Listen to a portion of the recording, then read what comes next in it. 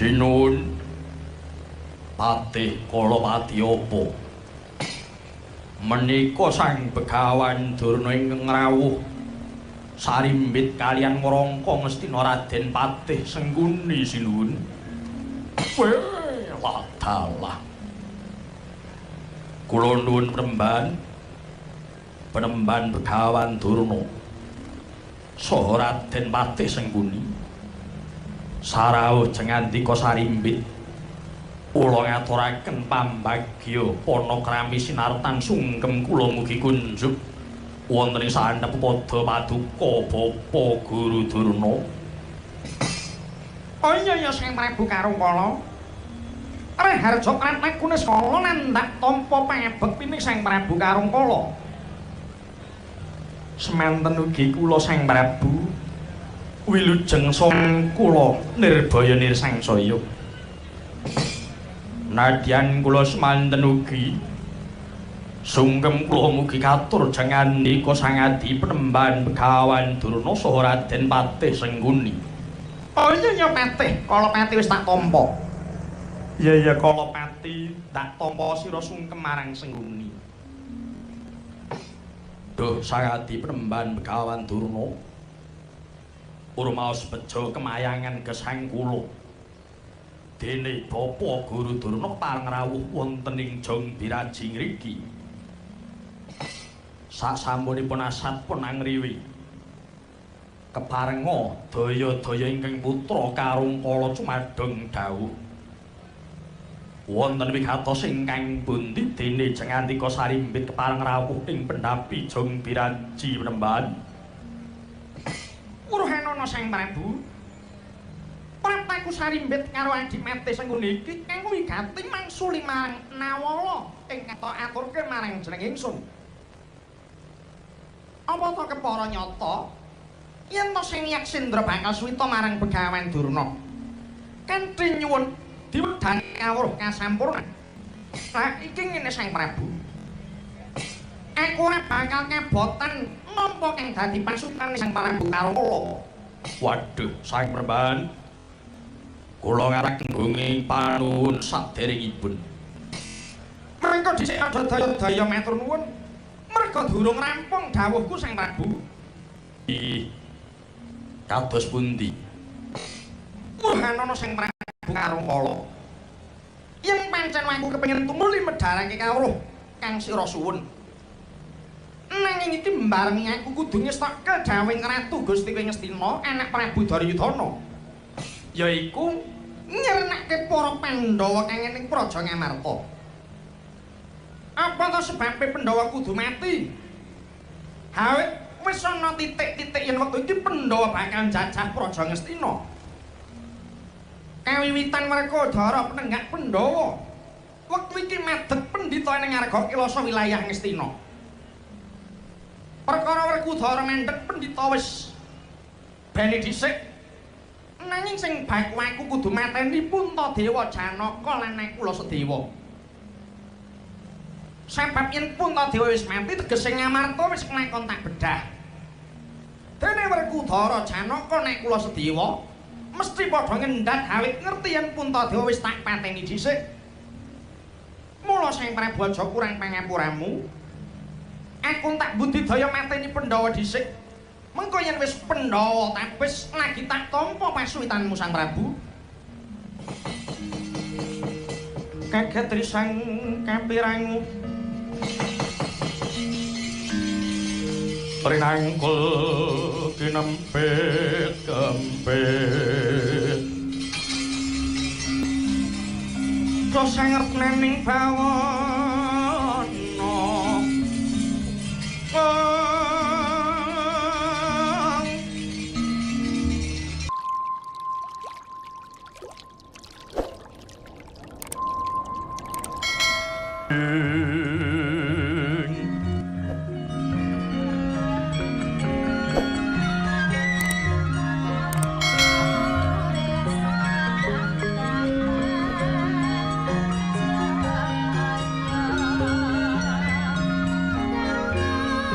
Langening kalang nyuwana gelar pandamuncar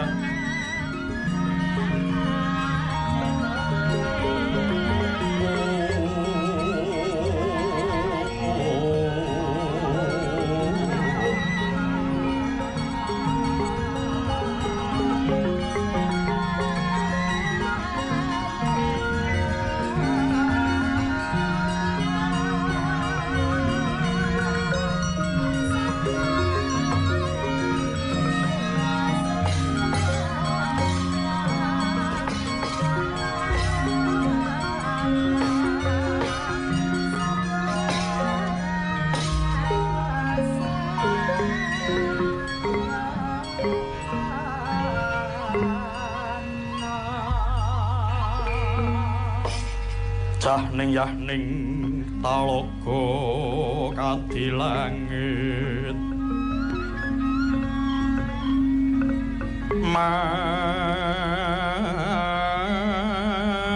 ambang tang pas wulan upamaneka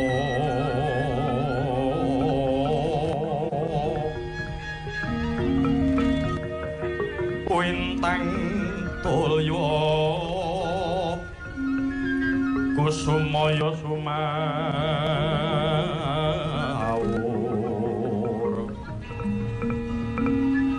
lumrap wekang sekar kadijalada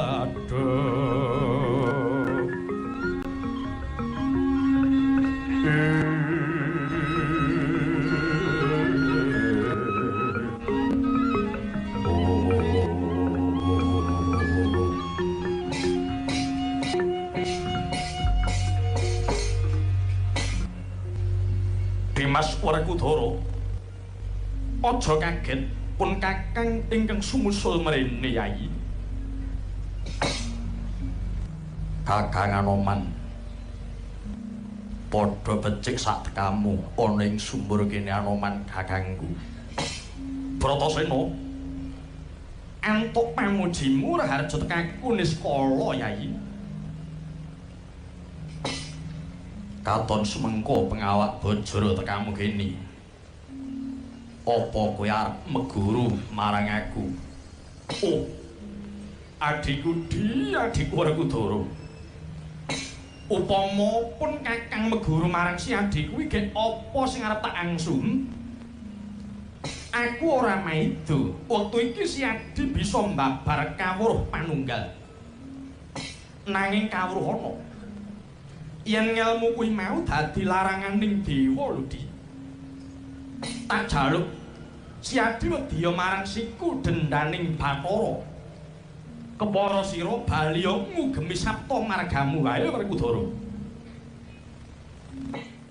Kakang Anoman banget ing panarimaku dene kowe tansah ngelingke marang aku kabeh kang tok kandhake mau ya mung bot-bote kowe tresna marang aku kepara nyata Di nanging Anoman nanging kepiye bareng tak surasa jebul tembungmu mau ngetokke yen landhep dengkul pikiranmu lho kok ngono iya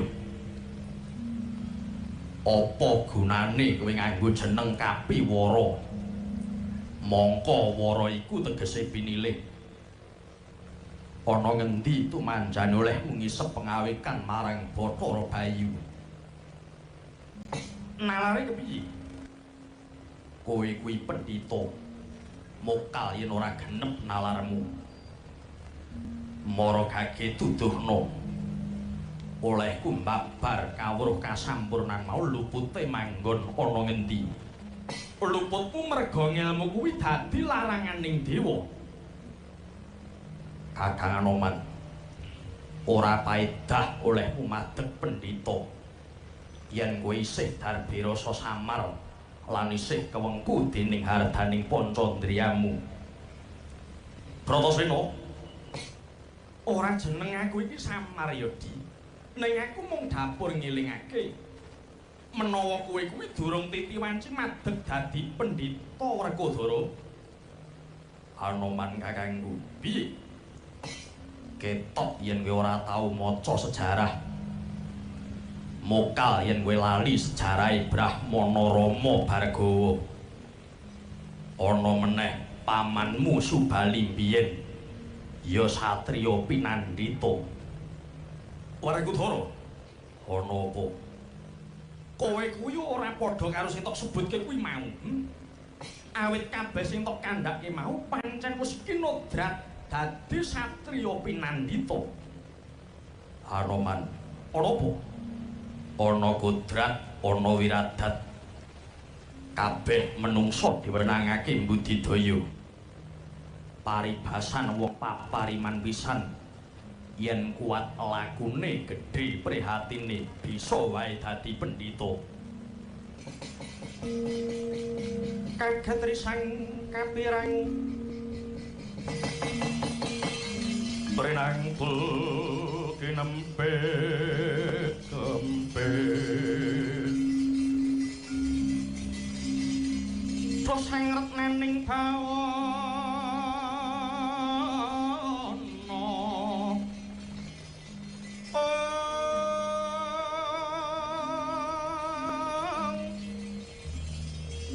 ya si tukang walang ati ya si tukang sing tias ya si tukang kudu garing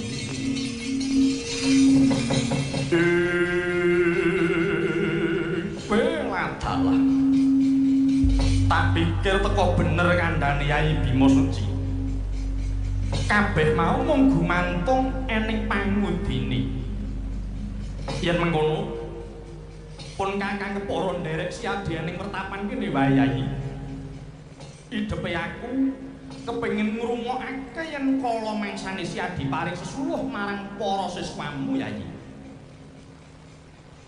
kowe kena melu aku waton Anoman kakangku bisa rumeksa marang katentremaning pertapan ngarga Kilasa iki. Aja samardi.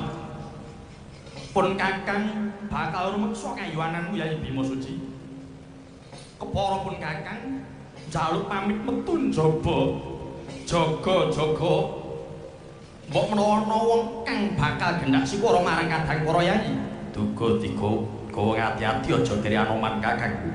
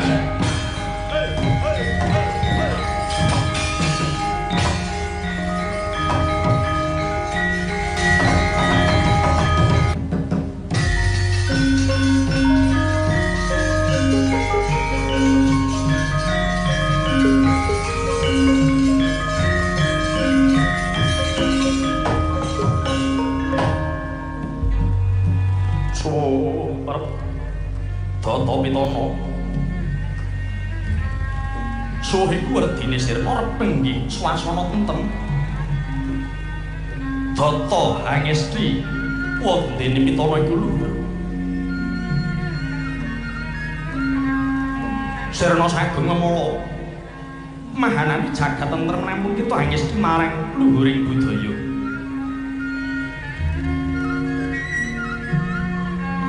Tuhu menika sesanti amurwani pagelaran wayang Purwa. Murih sedaya kaiden dening Sang Maha Widupamayang.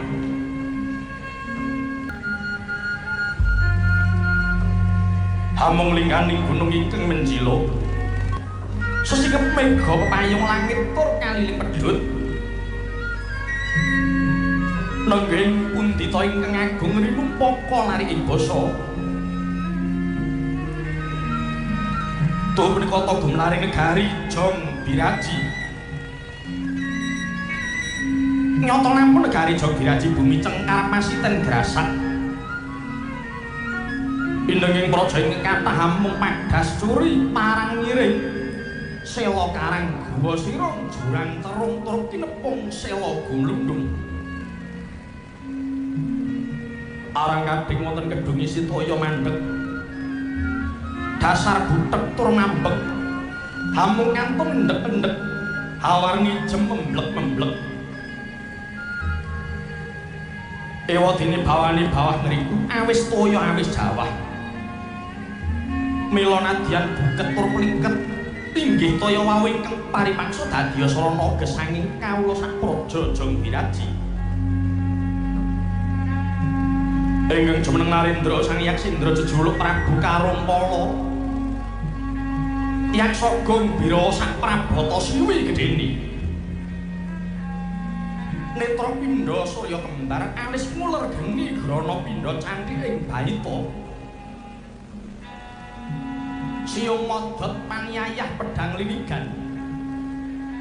Ngagem makutha kang nutupi mestaka rikma gibal katon denudal. Modal madul tumupang gigir ngalewer prateng wadidang. Yen segu kaya gluduk, petak kaya gelap, ngampar gumuyu kaya grojogan. Sinala Warangkana ugi arupi diyu kekasih Raden Patih Kalawati. Ing jawiandhir Prawadya bajingan samya siba. Teka mangkono wijiling pangandika Sang Prabu Karumpala.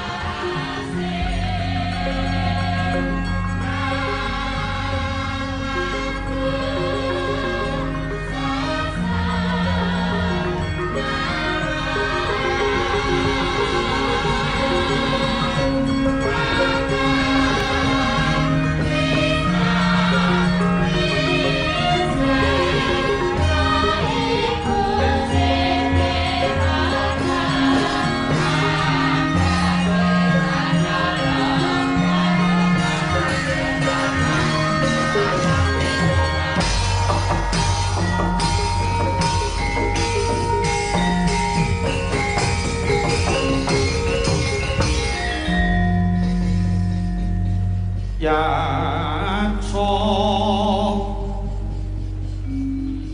kara rupa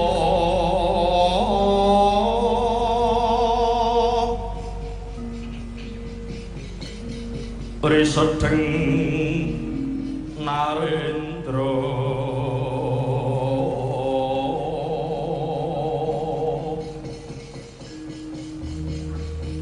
yaksa lalaku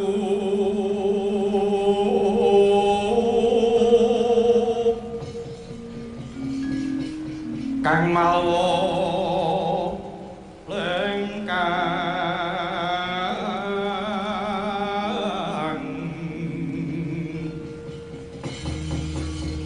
gambira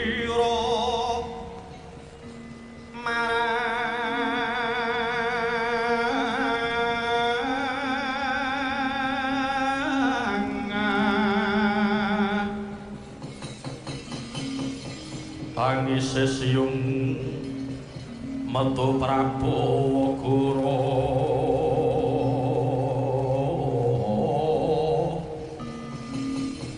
mawali an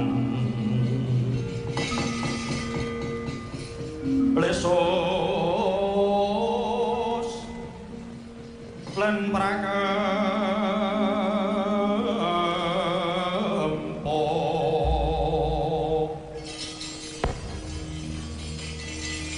setya turbalarasa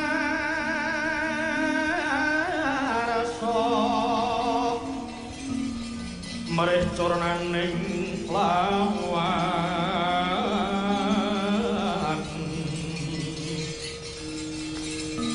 wira triro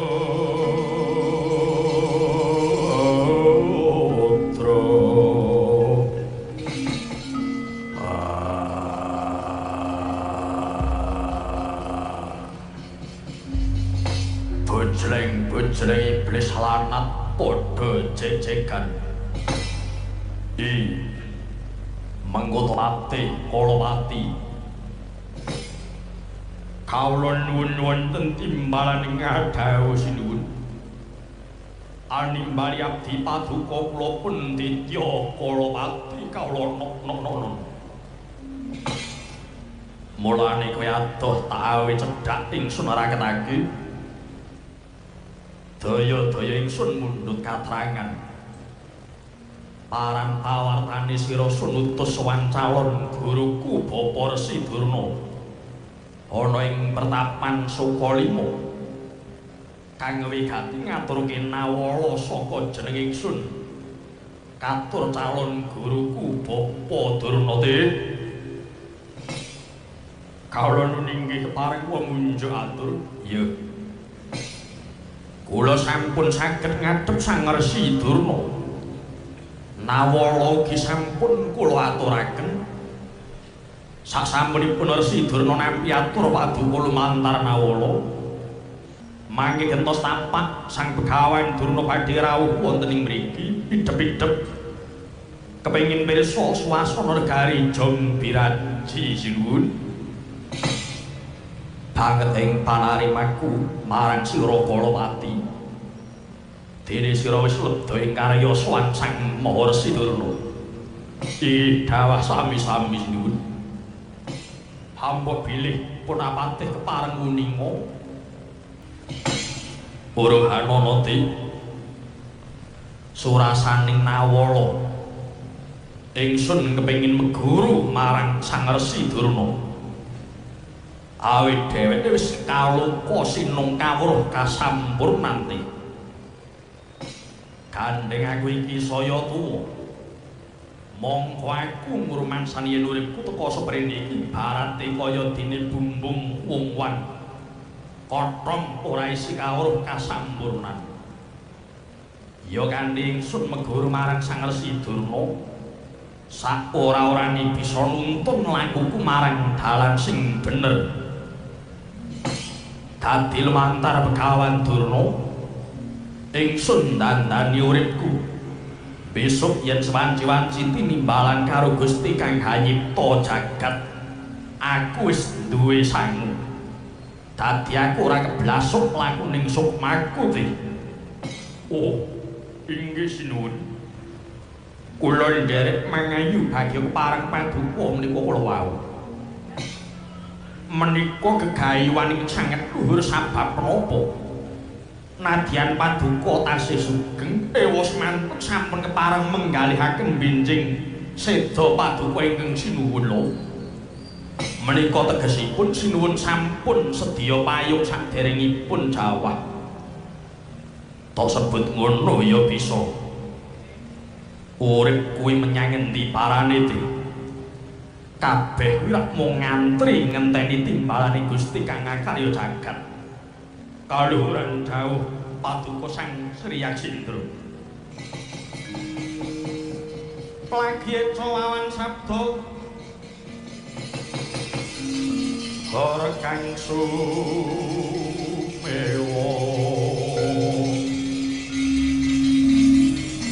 kathah samiwana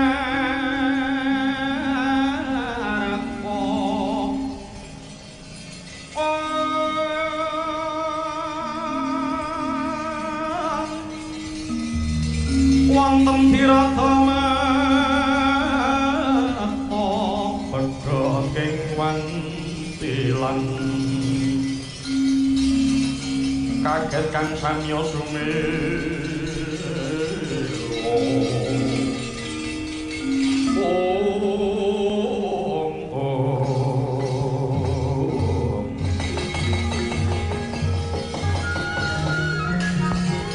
tansah marapan moring sukma sinukmaya winangra ing asepi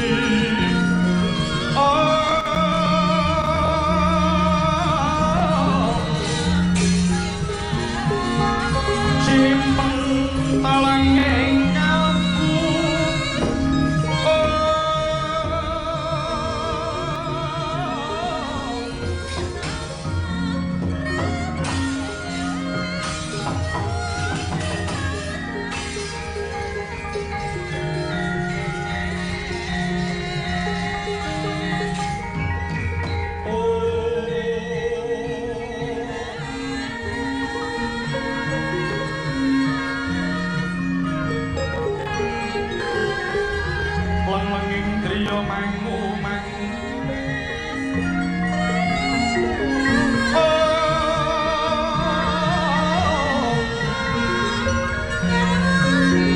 mangun kung kanduan limang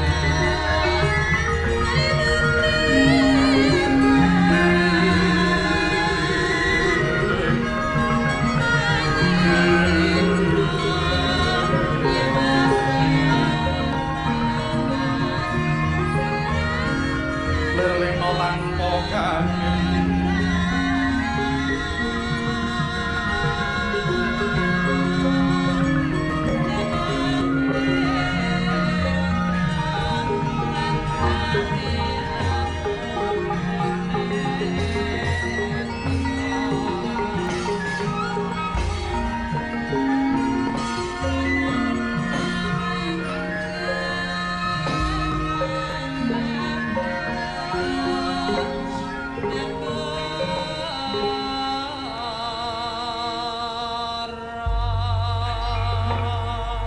anjrah ingkang puspitorum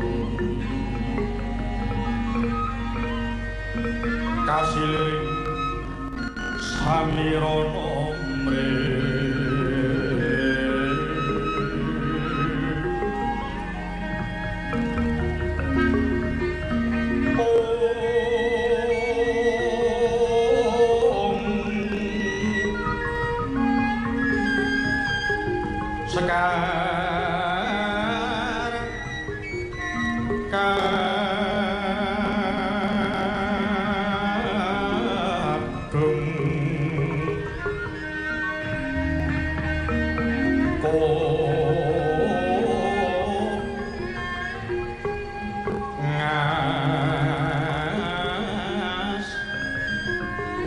kandanyo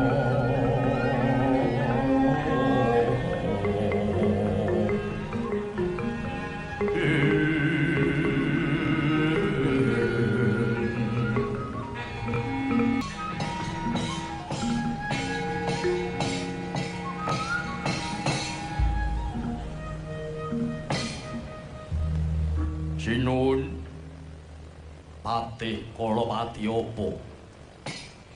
Menika Sang Begawan Durna ingkang rawuh sarimbit kalian ngrangka Ngastina Raden Patih Sengguni Sinun. Wah, dalah. Kula nuwun penemban Begawan Durna saha Raden Patih Sengguni. Sarawuh jengandika sarimbit kula ngaturaken pambagya panakrami sinartan sungkem kula mugi kunjuk wonten ing sandhep pada paduka Bapa Guru Durna. Oh iya Sang Prabu Karangkala. Raharja Krataguna Skala nandak tampa pangabektining Sang Prabu Karangkala. Semanten ugi kula Sang Prabu wilujeng sang kula nirbaya nirsangsaya. Nadyan kula semanten ugi sungkem kula mugi katur jengandika Sang Adi Penemban Begawan Durna saha Raden Patih Sengguni. Oh iya Patih, Kalapati wis tak tampa. Iya Kalapati tak tampa sira sungkem marang Sengguni. Duh Sang Adi Penemban Begawan Durna urmaos bejo kemayangan gesang kula. Dene Bapa Guru Durna pareng rawuh wonten ing Jong Biraji ngriki. Sasampunipun asatipun angriwi keparenga daya-daya ingkang putra Karangkala cumadeng dawuh.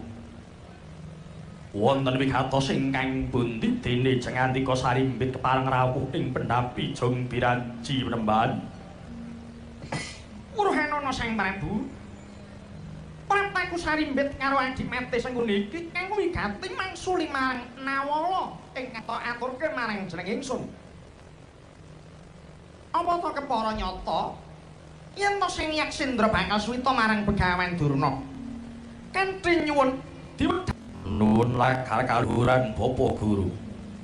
Lah iki ngene Sang Prabu. Aku ora bakal kebotan nampa kang dadi pasukan Sang Prabu Karangkala. Waduh, Sang Praban. Kula ngaraken bengi panuwun saderengipun. Mangka dhisik ada daya-daya matur nuwun. Merga durung rampung dawuhku Sang Prabu. Ih. Kados pundi? Urhanana Sang Prabu Karangkala. Yen pancen aku kepengin tumuli medharake kawruh kang sira suwun. Nanging iki mbarengi aku kudu ngestokke dawing Ratu Gusti Ngastina anak Prabu Daryudana. Yaiku nyernakke para Pandhawa kang ing Praja Ngamarta. Apa to sebabe Pandhawa kudu mati? Hawit wis ana titik-titik yen wektu iki Pandhawa bakal jajah Praja Ngastina. Kawiwitan Werkudara penenggak Pandhawa. Wektu iki medhet pendhita ning Arga Kilasa wilayah Ngastina. Perkara Werkudara mendhet pendhita wis bali dhisik. Nanging sing baku aku kudu mateni Puntadewa Janaka lan Nakula Sedewa. Sebab yen Puntadewa wis mati tegese Ngamarta wis kelakon tak bedah. Dene Werkudara Janaka Nakula Sedewa mesti padha ngendhat awit ngerti yen Puntadewa wis tak pateni dhisik. Mula Sang Prabu aja kurang pangapuramu. Aku tak budidaya mateni Pandhawa dhisik. Mengko yen wis Pandhawa tapis lagi tak tampa pasuwitanmu Sang Prabu. Kaget risang kapirangu. Rinangkul kinempit kempit Dosanget nening bawana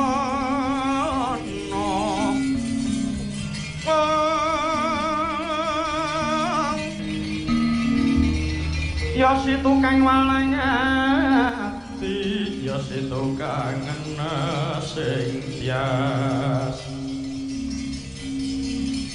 ya si tukang kudu garing